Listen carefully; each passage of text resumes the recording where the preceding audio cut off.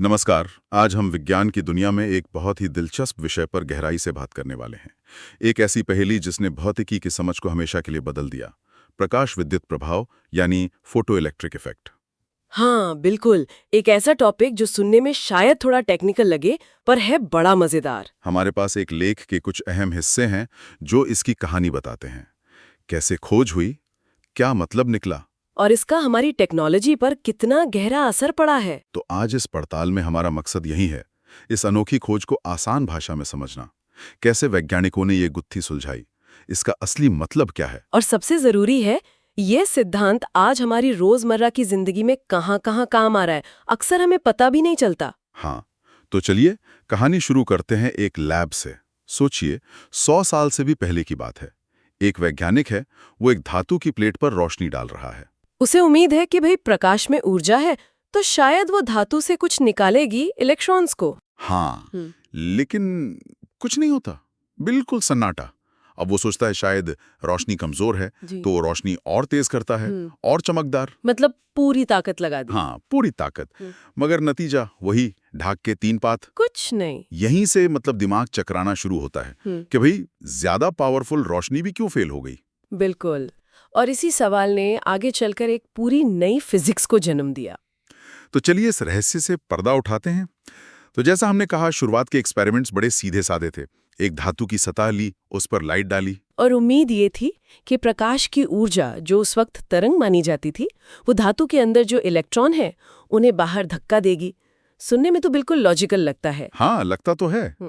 लेकिन जो नतीजे आए वो बड़े अजीब थे, मतलब निराशाजनक कह सकते हैं। शुरुआत में वैज्ञानिक रोशनी को और तेज करते गए, उसकी चमक, जिसे इंटेंसिटी कहते हैं, वो बढ़ाते गए।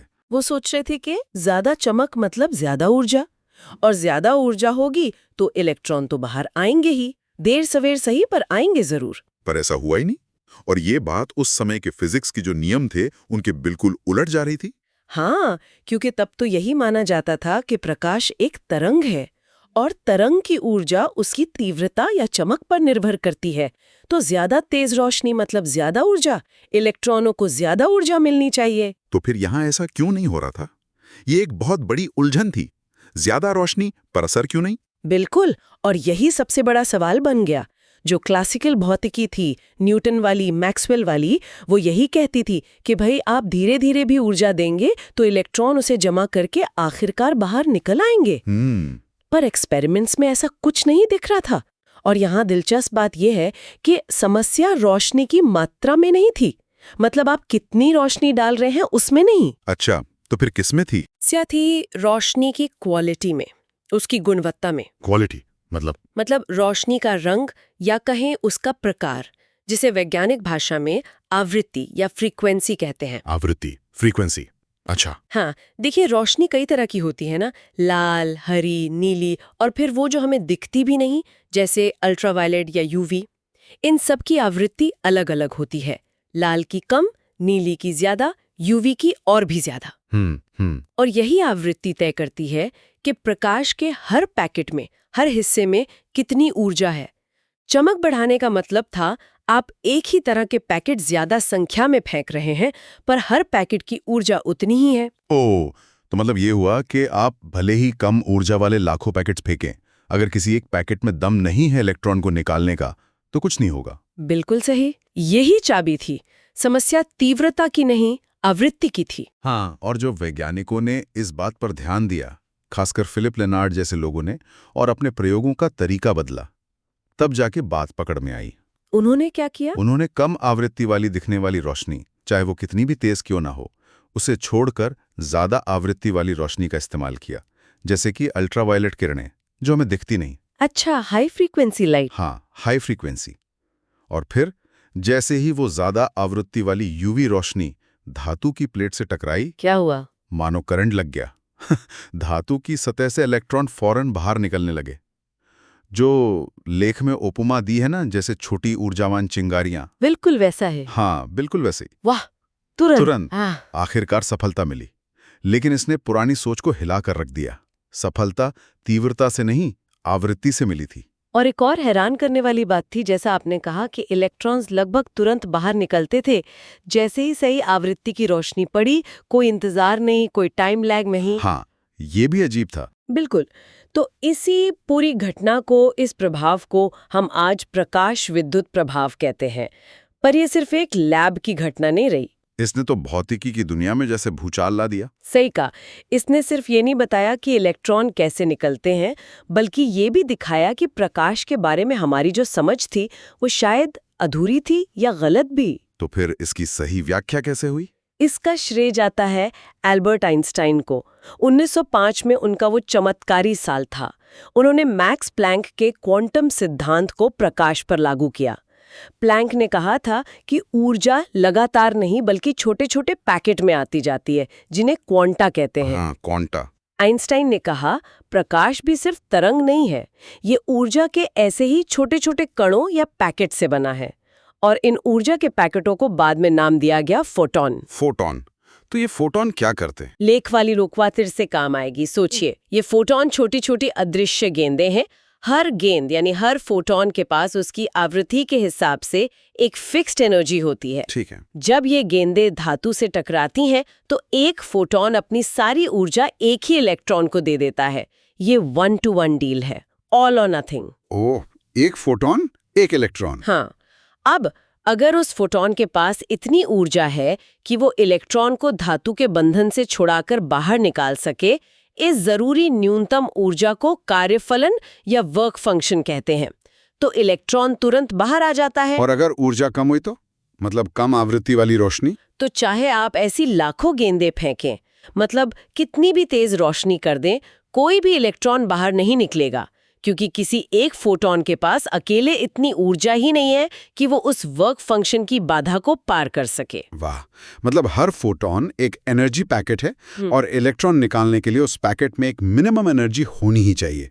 इससे कोई फर्क नहीं पड़ता कि वैसे कितने पैकेट्स आ रहे हैं। बिल्कुल, यही आइंस्टाइन की क्रांतिकारी व्याख्या थी। ये तो बिल्कुल अलग सोच थी उस वक्त के हिसाब से। हाँ, और अगर हम इसे बड़ी तस्वीर से जोड़कर देखें तो आइंस्टाइन की ये व्याख्या सिर्फ फोटो इलेक्ट्रिक इफेक्ट समझाने तक ही नहीं रुकी।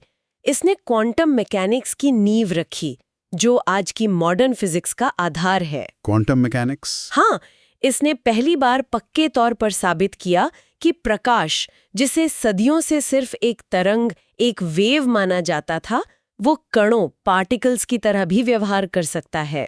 कणों की तरह? जी हाँ, यही है प्रकाश का दोहरा स्वभाव या वेव पार्टिकल ड्यूअलिटी, कि प्रकाश कभी तरंग जैसा है, कभी कण जैसा। ये कैसे हो सकता है, एक ही चीज दो अलग अलग तरह की? यही तो क्वांटम दुनिया का जादू है। ये विचार इतना अजीब था कि शुरू में बहुत से वैज्ञानिकों ने इसे माना ही नहीं। रॉबर्ट मिलिकन ने तो सालों तक प्रयोग किए ये साबित करने के लिए कि आइंस्टाइन गलत है। अच्छा, फिर क्या हुआ? हुआ ये कि मिलिकन के बहुत सटीक मापों ने आइंस्टाइन की भविष्यवाणी को पूरी तरह सही साबित कर दिया। कमाल है। और मजे की बात यह है कि आइंस्टाइन को 1921 में नोबेल पुरस्कार इसी फोटो इलेक्ट्रिक इफेक्ट की व्याख्या के लिए मिला था, उनकी थ्योरी ऑफ रिलेटिविटी के लिए नहीं, जो तब भी थोड़ी विवादित मानी जाती थी। सोचिए, एक ऐसी खोज जिसने हमारी असलियत की समझ को ही बदल दिया। प्रकाश एक ही समय में तरंग भी और कण भी। ये तो वाकई दिमाग घुमा देने वाली बात है। बिल्कुल। तो इस सब का हमारी रोजमर्रा की जिंदगी से क्या लेना देना है? क्या ये फोटॉन और दोहरे स्वभाव की कहानी सिर्फ फिजिक्स की किताबों तक ही है? नहीं, बिल्कुल नहीं। यही तो विज्ञान का कमाल है। जो चीज कभी लैब की एक पहेली थी, वो आज हमारी जिंदगी का, हमारी टेक्नोलॉजी का एक अहम हिस्सा बन चुकी है। सच में? कहाँ पर? अरे, ये सिद्धांत तो हमारे चारों तरफ काम कर रहा है। लेख में कुछ बहुत अच्छे उदाहरण दिए, चलिए उन पर थोड़ी और बात करते हैं। सबसे पहला और शायद सबसे कॉमन उदाहरण, सोलर पैनल। हाँ, छतों पर लगे होते हैं आजकल। बिल्कुल। ये पैनल सूरज की रोशनी को सीधे बिजली में बदलते हैं। पर कैसे? यहीं पर आता है फोटो इलेक्ट्रिक इफेक्ट। कैसे? सूरज से जो रोशनी आ रही है वो क्या है? फोटॉनों की बौछार। जब ये फोटॉन सोलर पैनल के मटेरियल जैसे सिलिकॉन पर पड़ते हैं तो वो अपनी ऊर्जा वहां के इलेक्ट्रॉनों को दे देते हैं। अगर फोटॉन के पास काफी ऊर्जा है, मतलब सूरज की रोशनी की आवृत्ति सही है, तो ये इलेक्ट्रॉन आजाद होकर बहने लगते हैं। और इलेक्ट्रॉनों का यही बहाव क्या है? बिजली, इलेक्ट्रिक करंट। अच्छा, तो सोलर पैनल सीधे सीधे फोटॉन की ऊर्जा को बिजली में बदल रहे हैं। हाँ, तो अगली बार जब आप सोलर पैनल देखें तो याद रखिएगा कि आप आइंस्टीन के फोटो इलेक्ट्रिक इफेक्ट को एक्शन में देख रहे हैं। कमाल है। और क्या उदाहरण है? दूसरा उदाहरण जिससे हम रोज गुजरते हैं, ऑटोमेटिक दरवाजे, मॉल्स में, ऑफिस में। हाँ, जो अपने आप खुल जाते हैं। बिल्कुल। उनमें से कई दरवाजों में एक सेंसर लगा होता है। वो लगातार एक अदृश्य लाइट बीम, अक्सर इंफ्रारेड, फेंकता रहता है। दूसरी तरफ एक डिटेक्टर होता है जो उसे पकड़ता है। और वो डिटेक्टर फोटो इलेक्ट्रिक इफेक्ट पर काम करता है। हाँ, जब कोई उस बीम के रास्ते में आता है तो बीम डिटेक्टर तक नहीं पहुंच पाती। प्रकाश की कमी हुई, मतलब फोटोन आने बंद हुए। तो डिटेक्टर में इलेक्ट्रॉनों का प्रवाह रुक जाता है। सही। और जैसे ही प्रवाह रुकता है, सर्किट को सिग्नल जाता है, दरवाजा खोल दो। कितना आसान और कितना असरदार। वाह, ये तो सोचा ही नहीं था। और तीसरा जो हम सबके हाथ में है, हमारा मोबाइल फोन। हाँ, उसमें जो लाइट सेंसर होता है, हाँ, वो जो स्क्रीन की ब्राइटनेस एडजस्ट करता है। वही। आपने ध्यान दिया होगा, फोन बाहर की रोशनी के हिसाब से अपनी स्क्रीन की चमक कम ज्यादा करता है, धूप में तेज, अंधेरे में धीमी। वो छोटा सा सेंसर भी फोटो इलेक्ट्रिक इफेक्ट का ही इस्तेमाल कर रहा है। वो बाहर की रोशनी यानी फोटोनों की मात्रा को मापता है और उसी हिसाब से स्क्रीन की ब्राइटनेस तय करता है। बैटरी भी बचती है, आंखों को भी आराम। बहुत खूब। और रुकिए, एक और है, डिजिटल कैमरे। हमारे फोन का कैमरा हो या वो बड़ा वाला DSLR। अच्छा, कैमरे भी? हाँ, उनके अंदर जो इमेज सेंसर होता है ना, CCD या CMOS, वो भी इसी सिद्धांत पर टिका है। लेंस से जो रोशनी आती है वो सेंसर पर लाखों छोटे छोटे पिक्सल पे पड़ती है। पिक्सल? हाँ। हर पिक्सल एक छोटा सा लाइट डिटेक्टर है। जिस पिक्सल पर जितनी तेज रोशनी, मतलब जितने ज्यादा फोटोन पड़ते हैं, वो उतना ही ज्यादा इलेक्ट्रिक चार्ज पैदा करता है। अच्छा। कैमरा इन सभी पिक्सल्स के चार्ज को पढ़ता है और उससे एक डिजिटल तस्वीर बना देता है। तो मतलब हमारी सारी डिजिटल फोटोग्राफी की नींव में भी यही फोटो इलेक्ट्रिक इफेक्ट है। बिल्कुल। और ये तो कुछ ही उदाहरण है। लैब में तो और भी संवेदनशील डिटेक्टर होते हैं, फोटो मल्टीप्लायर ट्यूब्स कहते हैं। वो तो अकेले फोटोन को भी पकड़ सकते हैं। एक फोटोन को भी? हाँ, वो खगोल विज्ञान में, मेडिकल इमेजिंग में बहुत जगह इस्तेमाल होते हैं। तो देखा जाए, प्रकृति का ये छोटा सा करतब, जैसा लेख में कहा गया, जो कभी वैज्ञानिकों के लिए सिरदर्द बना था, वो आज हमारी दुनिया चला रहा है। हाँ, अनगिनत तरीकों से। ये इस बात का एक शानदार सबूत है कि कैसे फिजिक्स का एक मूलभूत सिद्धांत, एक फंडामेंटल प्रिंसिपल, जिसकी खोज शायद सिर्फ जानने की इच्छा से हुई थी, बिल्कुल, वो आगे चलकर कितनी अलग-अलग और कितनी जरूरी टेक्नोलॉजी को जन्म दे सकता है। हमने देखा कैसे प्रकाश के कण वाले गुण, यानी फोटोन का इस्तेमाल ऊर्जा बनाने में हो रहा है, सोलर पैनल, चीजों को सेंस करने में हो रहा है, दरवाजे, फोन सेंसर, कैमरे, और यहाँ तक कि बहुत ही कम रोशनी को मापने में भी। Photo multiplier. सही। ये हमें याद दिलाता है कि बुनियादी विज्ञान, बेसिक साइंस में रिसर्च कितनी जरूरी है। अक्सर जब कोई खोज होती है तो हमें तुरंत पता नहीं होता कि इसका क्या इस्तेमाल होगा। सही बात। कौन सोच सकता था कि धातु पर रोशनी डालने के इस अजीब से दिखने वाले प्रभाव की स्टडी दुनिया भर में एनर्जी, कम्युनिकेशन और इमेजिंग में क्रांति ला देगी। बिल्कुल। और ये एक महत्वपूर्ण सवाल भी उठाता है कि आज जो बेसिक रिसर्च हो रही हैं, जैसे क्वांटम उलझाव या डार्क मैटर पर, वो भविष्य में किन अकल्पनीय टेक्नोलॉजीज को जन्म देगी, कौन जाने। हाँ, ये तो सोचने वाली बात है। भविष्य में क्या छिपा है, कौन जानता है। तो चलिए आज की इस दिलचस्प चर्चा को समेटते हैं।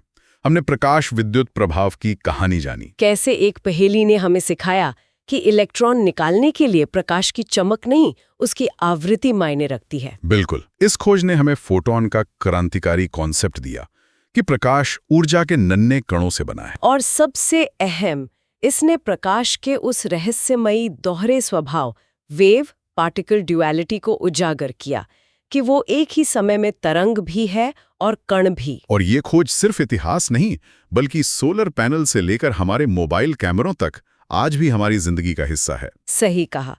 और अंत में, जैसा कि हमारी परंपरा है, श्रोताओं के लिए एक विचार छोड़ जाते हैं जो आज की चर्चा और स्रोत से ही जुड़ा है। जरूर। जिसे हम तरंग समझते थे, वो कण भी है। बाद में लुई दी ब्रॉगली ने ये आइडिया दिया कि पदार्थ के कण, जैसे इलेक्ट्रॉन, वो भी तरंगों की तरह व्यवहार कर सकते हैं। अच्छा, इलेक्ट्रॉन भी तरंग जैसे? हाँ। तो सवाल ये है, अगर हर चीज में ये दोहरापन है, कण भी और तरंग भी, तो फिर वास्तविकता का असली मतलब क्या है? क्या हमारी दुनिया उतनी ठोस और निश्चित है जितनी हम समझते हैं, या कहीं ज्यादा अजीब और संभावनाओं से भरी हुई है? वाओ, ये तो गहरा सवाल है। बिल्कुल, इस पर विचार जरूर कीजिएगा।